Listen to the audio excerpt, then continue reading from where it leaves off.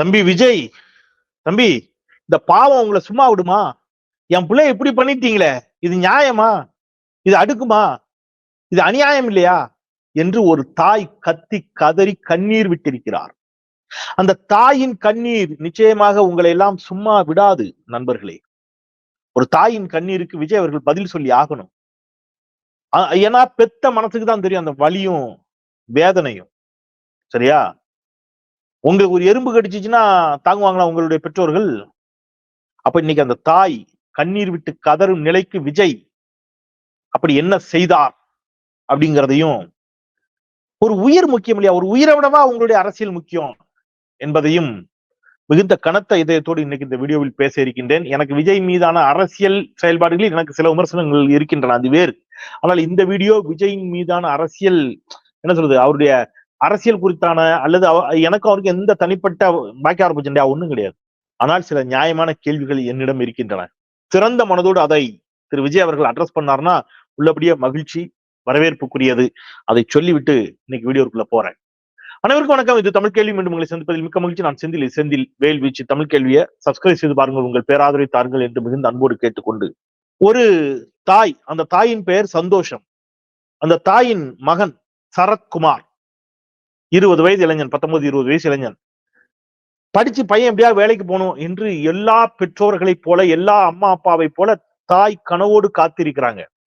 ஆனா இந்த பையன் விஜய்னு விஜய் மீது ஒரு பயங்கர ஃபேன்கிறத விட எளிய மொழியில எல்லாரும் வட்டாரம் இதுல சொல்லணும்னா, இந்த பைத்தியமா இருக்கா அவங்க பேர அப்படி மகள், அந்த மாதிரி விஜய் பைத்தியம் அப்படி வச்சுக்கோங்க. அப்படியான ஒரு பையன். விஜய்னா அந்த பையனுக்கு உயிர். அப்ப அந்த பையன் என்ன செய்யறான்? அம்மா கிட்ட சொல்லாம கொள்ளாம நான் மாநாட்டுக்கு போறேன்னு சொன்னா அம்மா திட்டுவாங்கன்னு விஜய் நடத்திய மாநாடு என்ற பெயரில் விஜய் நடத்திய அந்த பொதுக்கூட்டத்திற்கு வருகிறான். விஜய் 8 மணிக்கு மேல பொதுக்கூட்டத்துல நிக்கிறது இல்ல, நிக்க முடியாது அவரால். 8 மணிக்கு மேல நிக்க முடியாது. அவர் எங்க போயிடுவாரு? ஆமா, நீங்க நான் எது சொன்னாலும் தயவுசெய்து தப்பா புரிந்து கொண்டீர்கள் என்றால் அதற்கு நான் பொறுப்பல்ல. நான் சொல்றது 8 மணிக்கு மேல நிக்க முடியாதுன்னா அது நீங்க வேற ஏதாவது அர்த்தம் தயவுசெய்து புரிஞ்சிடாதீங்க. நான் என்னைக்கு யாரையும் அந்த மாதிரி தனிப்பட்ட முறையில அப்படி பேசுற ஆள் கிடையாது. சோ 8 மணிக்கு 7 மணிக்கெல்லாம் அவர் எங்க போயிடணும்? கேரவனுக்குள்ள போயிடணும் அல்லது வீட்டுக்கு போயிடணும். சரி, அப்ப கொஞ்சம் முன்னாடி வைங்களேன். காலையில எல்லாம் சென்னையில காலையில அன்னைக்கு ஒரு ஆர்ப்பாட்டத்தை வச்சுட்டீங்க. 3 நிமிஷம் தான் பேசினேன், அதுக்கே வேர்த்து ஊத்துது, என் உடம்பிலிருந்து நீராய் சுரக்கிறதுங்கிறாரு விஜய். இந்த வடிவில் ஒரு படத்தை சொல்லுவாரா, என் உடம்பிலிருந்து நீராய் சுரக்கிறது, அதுக்கு பேர் வேர்வை அப்படிம்பாங்கல்ல, அந்த மாதிரி. சோ அப்ப அதுவும் கஷ்டம். அப்ப என்ன பண்றது? அப்படி வெயில் தாழ, அப்படி வெயில் இறங்கும் போது அப்படியே நான் வருவேன். கேரவன்ல தான் இருப்பேன், ஏசி தான் ஃபுல்லா. ஆனாலும் அப்படி வந்து அப்படி பேசிட்டு டக்குன்னு இருட்டுறதுக்குள்ள ஓடிடுவேன் அப்படிங்கிற மாதிரி அவர் வர்றாரு. ஆனா இதற்காக காலையில இருந்தே காத்திருக்குது ஒரு கூட்டம். அந்த கூட்டம் தன்னை நோக்கி வந்து விடக்கூடாதுங்கிறதுக்காக கிரீஸ் எல்லாம் தடை வச்சிருந்தாங்க, அதெல்லாம் நம்ம பார்த்தோம். இப்ப அதையும் தாண்டி விஜய் மீது கொண்ட பற்றால், விஜய் மீது கொண்ட நேசத்தால் கொஞ்சம் பேர் என்ன செஞ்சுட்டாங்க, அங்க ஏறி தாவி அங்க வந்துட்டான். சரி, என்ன கடிச்சா கொன்ற போறான், வந்தா என்ன செய்வாங்க? கை கொடுப்பாங்க, இல்லைன்னா கட்டி அணைப்பார்கள். அதானே, கை கொடுப்பார்கள், கட்டி அணைப்பார்கள். ஏதாவது ஒரு இதை சொல்ல போறான். அவங்க உங்க கழுத்துல கிடக்குற உங்க கட்சி துண்டை தூக்கி அவன் தோல்ல போட்டு வெரி குட் பண்ணிட்டா அவன் சந்தோஷமா போறான், அவ்வளவுதானே. அவனை என்ன பண்ணாங்க தெரியுமா? அப்படியே குப்பை மாதிரிங்க, இது இருக்குல்ல, குப்பை பேப்பர், அதை சுருட்டி தூக்கி வீசுற மாதிரி ஒரு உயிரும் நரம்பும் ரத்தமும் சதையுமாக இருக்கக்கூடிய ஒரு மனிதனை அப்படியே அலாக்கா தூக்கி வீசிட்டானுங்க பவுன்சர்ஸ். மனசாட்சியோட பேசணும் தமிழ்நாட்டு மக்கள், இதை பாக்குற மக்கள். இதையே திமுக பண்ணி இருந்துச்சுன்னா, முதலமைச்சர் பக்கத்துல யாரோ நெருங்குறாங்க, முதலமைச்சருடைய செக்யூரிட்டி கார்ட்ஸ், முதலமைச்சர் பாதுகாப்பு வலயத்திற்குள் இருக்கக்கூடியவர், ஆனாலும் தூக்கி வீசிட்டாரு. முதலமைச்சர் நோக்கி திடீர்னு ஒரு இளைஞன் ஓடியாராம், தூக்கி வீசிட்டாங்க. என்ன ஆக விட்டுருவீங்களா நீங்க? ஏற்கனவே ஒரு ரசிகனுக்கு, அந்த ரசிகன் தான் மதுரையில் மிக முதல் முறையாக விஜய்க்காக ரசிகர் மன்றம் ஆரம்பித்தவன். அவன் தலையில துப்பாக்கி வச்சுட்டான். யாரு? இந்த பவுன்சர் தலையில துப்பாக்கி வச்சுட்டான். நீங்க பாத்திருப்பீங்களா அந்த காட்சி? ஏற்கனவே ஞாபகம் இருக்கா? இவருக்காக தன்னுடைய சொத்து பத்துக்களை வித்து 500 ரூபாய் டிக்கெட் 1000 ரூபாய்க்கு வாங்கி அன்னதானம் நடத்தி, ரத்த தான முகாம் நடத்தி, ரசிகர் மன்றம் ஆரம்பிச்சு இவ்வளவு செஞ்சுட்டு இருக்கக்கூடிய இந்த ரசிகர்கள் பக்கத்துல போனா துப்பாக்கி வைக்கிறான் தலையில பவுன்சர். விஜய் உட்கார்ந்து பாத்துக்கிட்டு இருக்காரு இதை. இப்ப நேத்து அந்த பையனை நீங்க அந்த வீடியோ பாத்தீங்கன்னா உங்களுக்கு தெரியும். வீடியோ பாத்தீங்கன்னா அதோட வலி புரியும். அந்த அம்மா சொல்றாங்க, தலைகீழ தூக்கி வீசிட்டாங்க அந்த பையனை. என் பையனை தலைகீழ தூக்கி வீசுறீங்களாடா? அவ்வளவு உயரத்துல இருந்து கீழே விழுந்தவன் தலையில அடிபட்டு போய் சேர்ந்துட்டானா, எனக்கு யார் இருக்கா? சரி, ஒண்ணு கிடக்கு ஒண்ணு ஆயிப்போச்சு. தலையில அடிபட்டு பையன் நினைவிழந்து போயிட்டான், அல்லது வேற எதுவும் ஆயிப்போச்சு. விஜய் வந்து கஞ்சி ஊத்துவாரா? யாரு பாத்துப்பா? நல்ல வேளை என் பையன் அந்த கம்பியை பிடிச்சு தொங்குனதுனால தப்பிச்சான் என்று அந்த தாய் சொல்லுகின்ற வார்த்தை அப்படியே நெஞ்சில பழுக்க காய்ச்சிய கம்பியை வச்சு குத்துன மாதிரி இருந்துச்சு. ஆனா அந்த அம்மா செருப்புகள் அடிச்ச மாதிரி தன் பையனை நோக்கி அந்த அம்மா கேட்டுச்சு. தன் பையனை மட்டுமல்ல, அந்த தாயின் குரல் தான் ஒட்டுமொத்த தமிழ்நாட்டின் குரல், ஒட்டுமொத்த தமிழ்நாட்டு தாய்மார்களின் குரல் அது. இப்படி இந்த பிள்ளைகள் வந்து விஜய் விஜய்னு பைத்தியம் முடிச்ச மாதிரி பின்னாடி அலைஞ்சிட்டு இருக்குதுங்களே, இது உருப்படுறதுக்கான அந்த அம்மா கேட்டுச்சு பாருங்க. அந்த குரல் தான் ஒட்டுமொத்த தமிழ்நாட்டு தாய்மார்களின் குரல். அந்த அம்மா சொல்லிச்சு, எவனா இருந்தாலும் நம்ம வீடு தேடி வரட்டும், நம்ம கிட்ட வந்து ஓட்டு கேட்கட்டும், பிடிச்சிருந்தா ஓட்டு போட போறோம், இல்லைன்னா போட்டோம், இதுக்கு எதுக்கு அங்க போய் இப்படி வெயில கடந்து சாகணும்னு கேட்டுச்சு. நான் விஜய் ரசிகர்களை அன்போடு சொல்கின்றேன், தம்பி தங்கைகளே, ஒரு கதாநாயகனை திரையில் ரசிப்பதில் எந்த தவறும் இல்லை. தமிழ் சமூகம் அறிவார்ந்த சமூகம். கடவுளே எதுக்கு வந்து நின்னாலும் நெற்றிக்கண் திறப்பினும் குற்றம் குற்றமே என்று சொன்ன தமிழ் சமூகம். நீங்க என்ன சொல்றாங்க, ஒரு நடிகர் ஓகே, வெரி குட், சூப்பர், பாருங்க, கை தட்டுங்க, நல்லா டான்ஸ் ஆடுங்க, என்ஜாய் பண்ணுங்க, தியேட்டர்ல ஃபர்ஸ்ட் டே ஃபர்ஸ்ட் ஷோ பாக்குறீங்களா, அதெல்லாம் ஓகே. அவர் அரசியல் கட்சி ஆரம்பிச்சிருக்கிறாரு, அவருக்கு ஓட்டு போடணும்னு விரும்புகிறீர்களா, அதுவும் உங்களுடைய விருப்பம், அதெல்லாம் உங்க விருப்பம், அதுல எல்லாம் எந்த பிரச்சனையும் இல்லை. ஆனா ஒரு பொதுக்கூட்ட மாநாட்டுக்கு போனா அமைதியா சேர் போட்டிருக்காங்களா உட்காந்து பாருங்க, அவருக்கு பேசுற கருத்தை கேளுங்க, அந்த கருத்தில் எது சவறு, அந்த கருத்தில் எது தவறு, எது சரி என்று சீர்தூக்கி பாருங்க, சரிங்கிறத ஏத்துக்குங்க, தவறுங்கிறத விவாதிங்க, அறிவார்ந்த ஒரு அரசியலுக்குள்ள வாங்கல. அதை விட்டுட்டு பிடிச்சு தொங்குறது, ஏறி ஓடுறது, அவர் உங்களை மனுஷனாவது மதிக்கிறாரா? போன மாநாட்டிற்கு வந்துட்டு போயிட்டு விபத்துல ஒரு பையன் இறந்து போனான். அந்த பையனுடைய உறவினர்கள் என்ன சொன்னாங்க, விஜய் விஜய்னு பைத்தியம் முடிச்சு அலைஞ்சான், ஒரு இரங்கல் கூட அவனுக்கு தெரிவிக்கல, ஏன் வந்து மாலை வைக்க மாட்டாரான்னு கேட்டாங்க. விஜய் மாலை வைக்க வேண்டாம், அந்த புஷி போய் வச்சுட்டு வந்தான் என்ன? அந்த இளைஞனின் நண்பர்கள் கேட்ட கேள்வி. விஜயின் மாநாட்டிற்கு சென்ற போது, போன மாநாட்டிற்கு சென்ற போது இறந்து போன பையன் விபத்துல, ஒரு மாலை வைக்க வரமாட்டாரா என்று கேட்டார்கள்.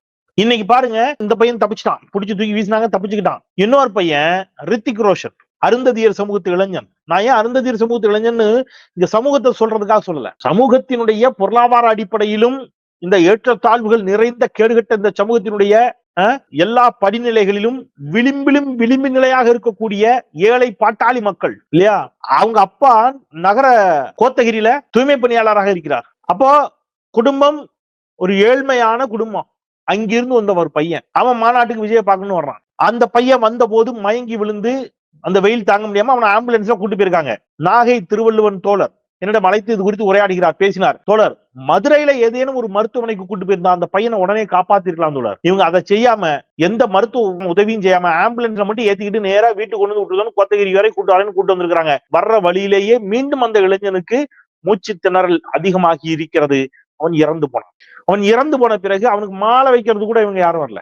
நாகை திருவள்ளுவன் உள்ளிட்ட தோழர்கள், நீங்க பாருங்க, உங்களுக்கு பிரச்சனைனா யாரு வந்து நிக்கான்னு பாருங்க, பெரியாரிய, மார்க்சிய, அம்பேத்கரிய சிந்தனையாளர்கள் தான் உங்களோடு நிற்கிறார்கள், ஒவ்வொருவரோடும். நான் சொல்றது இந்த ரசிகர்கள் எல்லாருக்கும் சேர்த்து சொல்றேன். அப்ப அவங்க வர்றாங்க, வந்து எல்லாம் பண்ணி அவர் ஒரு பேட்டி கொடுக்கிறார். நாகை திருவள்ளுவன் விஜய் தரப்பிலிருந்து யாரும் என்னான்னு கூட கேட்கவில்லை என்று சொல்லி இந்த பிரச்சனை வந்த பிறகு வேக வேகமா போய் அவருடைய இறுதிச் சடங்கிற்கு முன்பாக அந்த வண்டியில பாதியை நிப்பாட்டி, வந்த வண்டியை நிப்பாட்டி அதுல ஒரு மாலை வச்சுட்டு வந்திருக்கிறாங்க தாவேகாவினர். ஏன் விஜய் ஒரு இரங்கல் அறிக்கை கொடுக்க மாட்டாரா என்று நான் அன்றைக்கு நியூஸ் 18 தொலைக்காட்சியில் கேள்வி எழுப்பினேன். அந்த இளைஞனுக்கு, எந்த இளைஞனுக்கு, இந்த இளைஞனுக்கு இல்ல, இன்னொரு இளைஞன் செத்து போனான். அவன் யாருன்னு கேட்டீங்கன்னா, ஸ்ரீவில்லிபுத்தூர்ல இவருக்கு பேனர் வைக்கும் போது கரண்ட் அடிபட்டு செத்து போனான். நான் அந்த இளைஞனுக்கு இரங்கலை தெரிவித்து விட்டு தொடங்கினேன். அந்த இளைஞனுக்கு நான் இரங்கல் தெரிவித்து விட்டேன், விஜய் தெரிவிப்பாரா, இன்னும் தெரிவிக்கலையேன்னு கேட்டேன். இப்ப அப்படி இப்படின்னு ஒரு வழியா எல்லாரும் கேட்க ஆரம்பிச்சதுக்கு அப்புறம் நேற்று இரங்கல் வந்திருக்கு. வீட்டுல இருந்து, பனையூர்ல இருந்து ஒரு இரங்கல் வந்திருக்கிறது. உங்க கட்சிக்காரன் தானே அறிக்கை கொடுத்திருக்கீங்களே, ஏதாவது நிதி உதவி அந்த குடும்பத்திற்கு, அது போன்ற லட்சக்கணக்கான கோடிக்கணக்கான இளைஞர்களினுடைய பணத்தில் தானே இன்றைக்கு நீங்கள் செழித்து பல கோடி ரூபாய்களுக்கு அதிபதியாக இருக்கிறீர்கள். அவனுக்கான நிதி உதவியை கொடுக்கணும்னு தோணிருக்கா? கிடையாது. நேற்று முரசொலியில வந்த செய்தி, 10 லட்சம் ரூபாய் திராவிட முன்னேற்ற கழகத்தின் பொதுக்குழுவில் ஒண்ணு சொன்னாங்க. திமுக உறுப்பினர்கள், தொண்டர்கள், தோழர்கள் விபத்தில் அகால மரணம் அடைந்து விட்டால், அவர்கள் குடும்பம் ஆதரவற்றதாக நிற்கும் நிலை ஏற்பட்டால் அவர்களுக்கு 10 லட்சம் ரூபாய் நிதி உதவி வழங்கப்படும். நேற்று தொடங்கிட்டாங்க அந்த திட்டத்தை. அப்போ ஒரு கட்சி தனக்காக உழைத்தவனை, தன்னோடு நின்றவனை பாதுகாக்க வேண்டும் என்று நினைக்கிறது. மூத்த தோழர்களுக்கு பொற்கிளி வழங்கும் நிகழ்வை நடத்தினார் உதயநிதி ஸ்டாலின். மூத்த தோழர்கள், நிர்வாகிகள் அனைவருக்கும் பொற்கிளி வழங்கினார்கள். அவர்களுடைய முதுமையில் அவர்கள் என்ன செய்வார்கள்? இளமையில் இந்த கட்சிக்காக கொடி பிடித்திருப்பார்கள், கோஷம் எழுப்பி இருப்பார்கள். இன்றைக்கு முதுமை, அப்ப நாங்க அப்படிலாம் நீங்க பயப்படாதீங்க, நாங்க தான் உங்களோடு நிற்கிறோம் என்று சொல்லக்கூடிய ஒரு இயக்கமாக, கட்சியாக இன்னைக்கு ஒவ்வொரு கட்சியும் இருக்குது. ஆனா விஜய் என்ன செய்யறாரு? செஞ்சு பாருங்க. ஏங்க ஒரு இரங்கல் கொடுக்கறதுக்கு என்னங்க காசு? அந்த குடும்பத்துக்கு காசு கொடுத்தானே. இதுதான் விஜய். நான் வந்து ஒரு திரைப்படம் ஒண்ணு உண்டு, நிழல்கள் ரவி நடித்த திரைப்படம். இந்த திரைப்படத்துல அவர் வந்து அவருடைய கேரக்டரே அவர் வந்து ஒரு சினிமா நடிகர். அந்த கேரக்டர் தான் அந்த படத்துல நடிச்சிருப்பார். அப்ப ஊரே அவரை தலைமையில வச்சு கொண்டாடும். ஒரு கிராமத்துக்கு அவருக்கு ஷூட்டிங் வந்திருப்பாரு. அந்த கிராமத்து இளைஞர்கள்ல இருந்து பெரியவங்கல இருந்து எல்லாரும் அவரை தெய்வமா நினைப்பாங்க. ஆனா அவர் அவ்வளவு கூத்தாண்டிப்பாரு. அதுல அவருக்காக தோரணம் கட்டின ஒரு பையன் கரண்ட்ல ஷாக் அடிச்சு செத்துக்குவான். இதே மாதிரி இந்த ரசிகர்கள் எல்லாம் போவாங்க. போய் தலைவா வந்து மாலை வைக்க வா தலைவா அவனுக்கு அப்படின்னு கூப்பிட போவாங்க. இந்த ஆள் உள்ள உட்காந்து சரக்கு அடிச்சிட்டு இருப்பாரு. யாரு? நிழல்கள் ரவி. ஒரு பிஏ போய் கூப்பிடுவாரு. ஐயா வாங்க போய் ஒரு மலர் மாலை வச்சுட்டு வரலாம். எனக்கு பொணம்னாலே அலர்ஜி. இதுல வேற இவன் கரண்ட்ல சாக்கடிச்சு செத்துருக்கான். கருகி இருக்கும் உடம்பு. ஐயா என்னால எல்லாம் முடியாது அதை பாக்குறதுக்கு. யாரு? இவனுக்காக செத்த இளைஞனை பற்றி அந்த கதாநாயகன் சொல்லும் வார்த்தைகள் அந்த படத்தில்.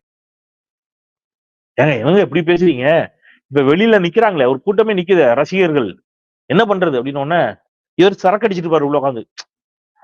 நீ ஒண்ணு பண்ணு, போய் அண்ணே அந்த இளைஞனின் ரசிகனின் தொண்டனின் மரணத்தை தாங்க முடியாமல் அண்ணன் துடித்துக் கொண்டிருக்கிறார்.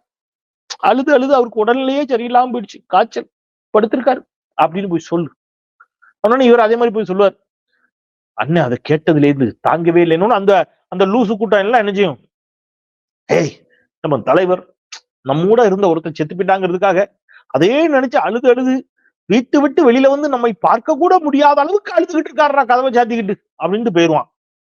அதுக்கும் இதுக்கும் பெரிய வித்தியாசம் இல்லை. அதுக்கும் இப்ப விஜய் நடந்து கொள்வதற்கும் பெரிய வேறுபாடுகள் இல்லை நண்பர்களே. மனசாட்சியோட திங்க் பண்ணுங்க தயவு செய்து. நான் மீண்டும் சொல்கிறேன், நீங்கள் கொண்டாடுங்கள் அது வேறு. ஆனா இதெல்லாம் வந்து சுயமரியாதை முக்கியங்க. மனிதர்களாக உங்களை மதிக்காம அடிச்சு விரட்டுறாங்க, அப்புறம் நீங்க போய் அங்க நின்றுட்டு இருந்தீங்கன்னா கொஞ்சம் தெளியுங்கள் அப்படிங்கறதான் சொல்றேன். இப்போ வந்து இவர் என்ன பண்றாரு பாருங்க. எம்ஜிஆர் கையில் எடுத்தார், ஜெயலலிதாவை புகழ்கிறார். அஇஅதிமுக வாக்குகளை தாண்டி இப்போ யாருக்கு போயிட்டாரு? விஜயகாந்தை புகழ்கிறார்.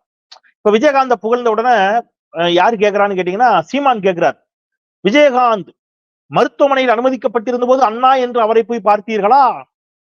இப்பொழுது என்ன விஜயகாந்த் மீது திடீர் பாசம்னு சீமான் கேட்கிறார். சீமானின் கேள்வியை சுட்டிக்காட்டி விஜயை நோக்கி கேள்வி எழுப்புகிறார் பிரேமலதா. சீமானின் கேள்வி நியாயமானது. விஜய் மருத்துவமனையில் இருக்கின்ற பொழுது உடல்நிலை குறைபாட்டோடு விஜயகாந்த் இருந்த பொழுது வந்து பார்த்தாரா? எனவே விஜயகாந்தின் வாக்குகளை எல்லாம் அப்படி எல்லாம் எடுத்துட முடியாது அப்படின்னு பிரேமலதா விஜயகாந்த் சொல்றாங்க. எனக்கு இதுல என்ன ஆச்சரியம்னா, சீமான் கேட்ட கேள்வி நியாயமான கேள்விதான். ஆனா பிரேமலதா விஜயகாந்த் சீமானை சுட்டிக்காட்டி கேட்கின்ற பொழுது எனக்கு இன்னொரு கேள்வி வருகிறது. இதே சீமான் விஜயகாந்தை எப்படிலாம் திட்டினாரு?